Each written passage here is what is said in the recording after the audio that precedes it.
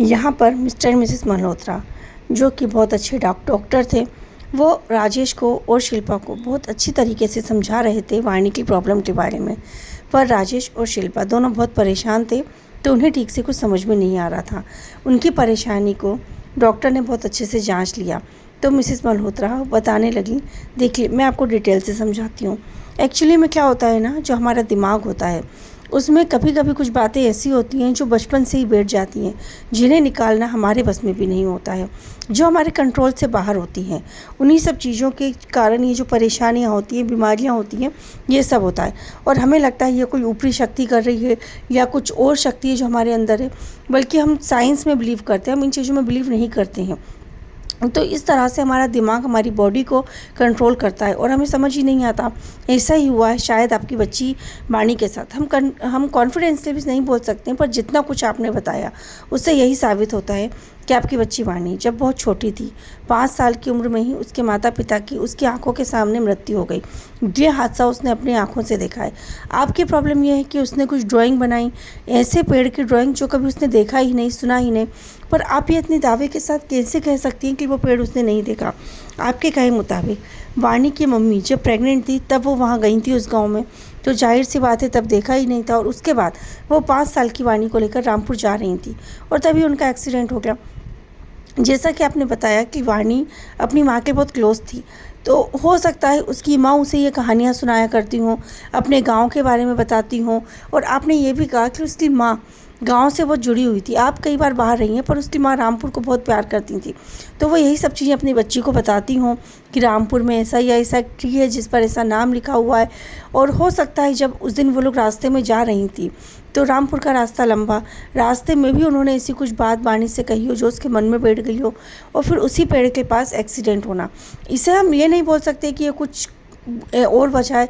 ये सिर्फ एक एक्सीडेंट था जो कहीं भी कैसे भी हो सकता था। तूफ़ानी रात थी, बारिश थी, पेड़ से गाड़ी का टकराना और एक्सीडेंट होना।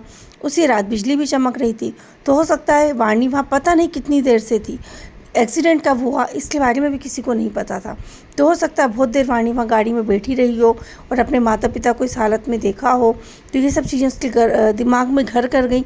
और जहाँ तक पेड़ को देखने की बात है, तो हो सकता है उसी टाइमिंग में उसने पेड़ देखा हो। माना रात अंधेरी थी, पर कई बार बिजली की चमक में हमें कुछ तो दिखाई देता है, वहीं उसने ऐसा कुछ देख लिया हो जो उसके दिमाग में बैठ गया हो।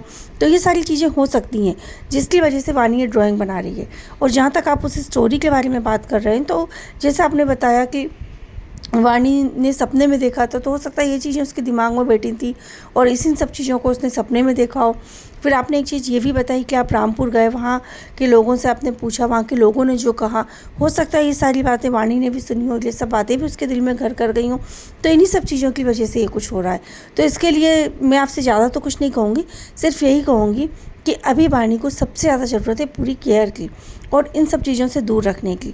जैसे आपने बताया कि अब उसके एग्ज़ाम स्टार्ट हो रहे हैं, तो मैं ये कहूँगी कि उसके एग्ज़ाम स्टार्ट हो रहे हैं तो उसे पूरी तरीके से उसकी पढ़ाई में फ़ोकस करने दें। जो सारी ड्राइंग्स हैं या जो भी ऐसी चीज़ें हैं वो उसके रूम में से आप निकाल दीजिए। इस तरह की बातें उसके सामने मत कीजिए। सबसे बड़ी बात जो ये प्ले उन्होंने किया, इस चीज़ को भी आप लोग भूल जाइए, इसके बारे में भी उससे कोई बात मत कीजिए, उसे इस पूरी चीज़ से निकालिए। और यही सब चीज़ें हैं जो वो रिलैक्स हो पाएगी। इसके अलावा आप अपनी सिक्योरिटी थोड़ी बढ़ा दीजिए कि अगर मान लीजिए वो नींद में उठकर कहीं जाती है, तो ये सब चीज़ें आप देख सकें। साथ ही साथ में कुछ दवाइयाँ लिख के दे रही हूँ जो उसके माइंड को थोड़ा रिलैक्स करेंगी।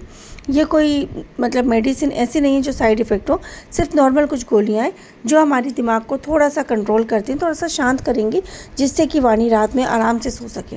जब वो रात में आराम से सो जाएगी, तो जाहिर सी बात है उसे रात को नींद अच्छी आएगी, तो वो रात में उठेगी भी नहीं।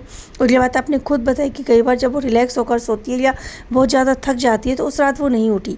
तो ऐसा ही कुछ करना पड़ेगा, दिन भर उसे पढ़ाई में या इस तरह से थका दीजिए कि वो रात को रिलैक्स होकर सो सके, तो उसकी नींद भी पूरी हो जाएगी और वो नींद में भी नहीं चलेगी। ये सारी बातें सुनने के बाद शिल्पा और राजेश को थोड़ा सा रिलैक्स हुआ, वो दोनों घर के लिए निकल गए। अब आगे की कहानी जानने के लिए सुनते रहिए हमारी कहानी का आगे का भाग नीम का पेड़। Thank you.